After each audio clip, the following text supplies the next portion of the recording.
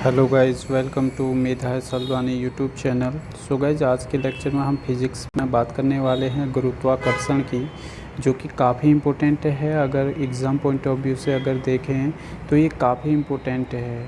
ठीक है, तो गाइस इससे पहले के लेक्चर आपने नहीं देखे तो आप वो लेक्चर भी हमारे यूट्यूब चैनल पर देख सकते हैं। तो गाइस इसमें बात करेंगे न्यूटन का गुरुत्वाकर्षण के नियम की।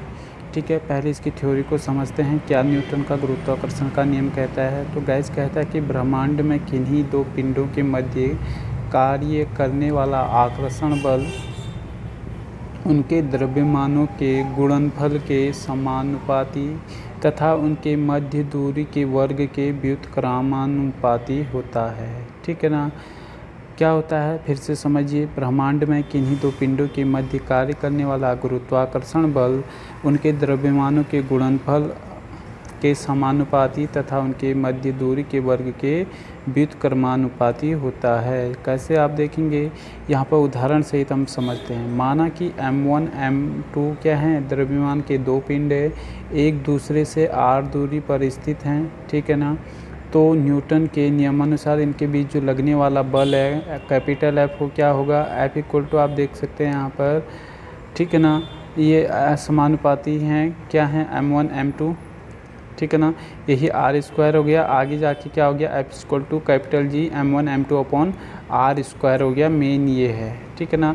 जहाँ जो ये G है ना, कैपिटल G, इसको कांस्टेंट माना गया है, अर्थात एक नियतांक ये है। ठीक है। आगे बात करते हैं गाइज, जी को जो है ना सार्वत्रिक नियतांक भी कहते हैं, जिसका मान जो है 6.67 into 10⁻11 newton metre square kg square के बराबर होता है कुल मिला के अगर देखा जाए। ठीक है ना। तो गाइज अगर बात करें आगे गुरुत्व की, तो गुरुत्व क्या है, दो पिंडों के बीच एक आकर्षण बल कार्य करता है। ठीक है ना। यदि उनमें से एक पिंड पृथ्वी है तो इस बल को क्या कहते हैं, गुरुत्व कहते हैं। आगे अच्छे से समझेंगे गुरुत्व क्या है। तो गैस गुरुत्व वह आकर्षण बल है जिसे पृथ्वी किसी वस्तु को अपने केंद्र की ओर खींचती है। इस बल के कारण जो त्वरण उत्पन्न होता है उसे गुरुत्व जनित त्वरण यानी कि गैस जिसे स्मॉल जी से इंडिकेट करते हैं। गुरुत्वीय त्वरण क्या होता है गैस, 9.8 मीटर पर सेकेंड स्क्वायर होता है 45 लैटिट्यूड पर। ठीक है ना।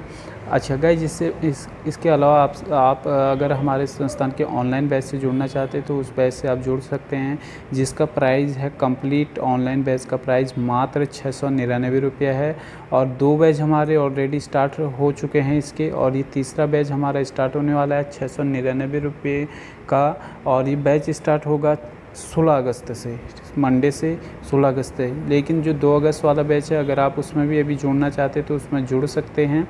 और पुराने लेक्चर जो भी जितना कोर्स हुआ है वो आपको कवर अप करा दिया जाएगा, भेज दिया जाएगा। और अगर नया बैच में आप जुड़ना चाहते हैं 16 अगस्त के बैच में, तो इसके लिए रजिस्ट्रेशन ओपन हो चुके हैं। आप संस्थान के नंबरों पर व्हाट्सअप करके या कॉल करके जानकारी ले सकते हैं। हमारा जो नंबर है वो है 7409571706।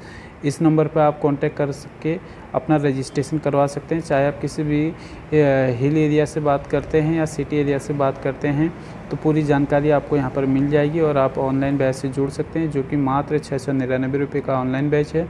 और ये हमारा अंतिम बैच होगा लैब असिस्टेंट ऑनलाइन बैच की रिगार्डिंग। ठीक है ना। चलिए आगे बात करते हैं गाइस, जो जी है ना, गुरुत्वीय त्वरण, ये वस्तु के आकार, रूप, द्रव्यमान m पर निर्भर नहीं करता है। और गुरुत्वीय त्वरण जी जो है ना, गुरुत्वाकर्षण स्थिरांक जो कैपिटल जी है, में क्या संबंध होता है, तो g equal to g m e upon r e square होता है। ये काफ़ी इंपॉर्टेंट है। ठीक है ना।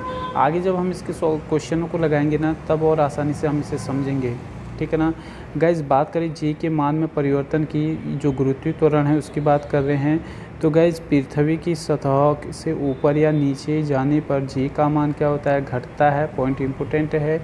इसके अलावा जी का मान पृथ्वी के ध्रुवों पर अधिक और विषुवत रेखा पर निम्नतम होता है। और पृथ्वी की घूर्णन गति बढ़ने पर जी का मान कम होगा और घूर्णन गति घटने पर जी का मान क्या होता है गाइस, बढ़ जाता है। तो गाइस ये ओवरऑल हमारे इम्पोर्टेंट पॉइंट हैं, तो इनको आप अच्छे से देख लें।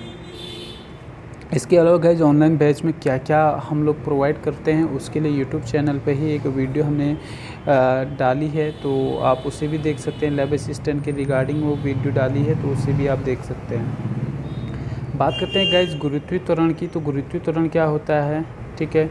तो जब कोई वस्तु ऊपर से मुक्त रूप में छोड़ी जाती है ना, तो वह गुरुत्व बल के कारण पृथ्वी की ओर गिरने लगती है, और जैसे जैसे वस्तु पृथ्वी के निकट आती है ना, उसका वेग और ज़्यादा बढ़ जाता है, वेलोसिटी, ठीक है ना। अतः उसके वेग में त्वरण उत्पन्न हो जाता है। अब वेलोसिटी क्या है, त्वरण क्या है, ये हम पिछले लेक्चर में कवर किए हुए हैं। जो ऑनलाइन बैच से जुड़े हुए एस्पिरेंट हैं उनको ये प्रोवाइड करवाया गया है, ठीक है ना। तो जैसे ही उसके वेग में त्वरण उत्पन्न हो जाता है, तो इसी कारण जो है त्वरण को इसी त्वरण को गुरुत्वीय त्वरण कहते हैं। इसे स्मॉल जी से इंडिकेट करते हैं, जिसका मात्रक मीटर पर सेकेंड स्क्वायर या न्यूटन प्रति केजी होता है। फिर से गाइस गुरुत्वीय त्वरण को हम अच्छे से समझते हैं एक बार। जब कोई वस्तु ऊपर से मुक्त रूप में छोड़ी जाती है ना, तो वह गुरुत्व बल के कारण पृथ्वी की ओर गिरने लगती है, और जैसे जैसे वस्तु पृथ्वी के निकट आ जाती है उसका वेग और बढ़ जाता है। अतः उसके वेग में त्वरण उत्पन्न हो जाता है, और इसी त्वरण को गुरुत्वीय त्वरण कहते हैं। इसे स्मॉल जी से इंडिकेट करते हैं, याद रखना स्मॉल जी से कहते हैं। 9.8 मीटर पर सेकेंड स्क्वायर इसकी वैल्यू होती है। इसका जो मात्रक है ना, मीटर पर सेकेंड स्क्वायर या न्यूटन प्रति केजी होता है। और थोड़ा सा गुरुत्व केंद्र को भी देखते हैं आगे गाइस। तो गुरुत्व केंद्र क्या है, किसी वस्तु का गुरुत्व केंद्र वह बिंदु है जहां वस्तु का समस्त भाग कार्य करता है, चाहे वस्तु जिस स्थिति में रखी जाए, वही क्या है, गुरुत्व केंद्र है। आगे बात करते हैं गाइस कुछ नियमित वस्तुओं के गुरुत्व केंद्र। यहाँ पर वस्तु है एंड यहाँ पर है गुरुत्व केंद्र की स्थिति, ठीक है। इनको समझेंगे। जैसे समान छड़ है तो छड़ के अक्ष का मध्य बिंदु होगा, ऐसी वर्गाकार या आयताकार बेस होगा तो विकर्णों का कटान बिंदु होगा। अगर त्रिभुजाकार ठोस छड़ की बात करें तो मध्यकाओं का कटान बिंदु होगा। अगर समांतः चतुर्भुज की बात करें तो विकर्णों का कटान बिंदु होगा। अगर वृत्ताकार पटल की बात करें तो गैस वृत्त का केंद्र होगा। और खोखला शंकु की बात करें तो शंकु के अक्ष के आधार पर जो है जो 1/3 दूरी पर ये होगा। अगर ठोस गोला होगा तो गोले का केंद्र जो है इसका गुरुत्व की स्थिति को बताएगा वस्तु में, ठीक है ना। इसके अलावा गए जो हमारे ऑनलाइन बैच हो, चाहे हमारा स्टडी मटेरियल हो, टॉपिक ख़त्म होते ही हम इम्पोर्टेंट फैक्ट जो एग्ज़ाम में क्वेश्चन आए हैं, जो आएंगे 100% जिनके चांसेस लगते हैं, तो उनको हम यहाँ पर कवर करते हैं हर एक लेक्चर में, चाहे ऑफलाइन हो या ऑनलाइन हो।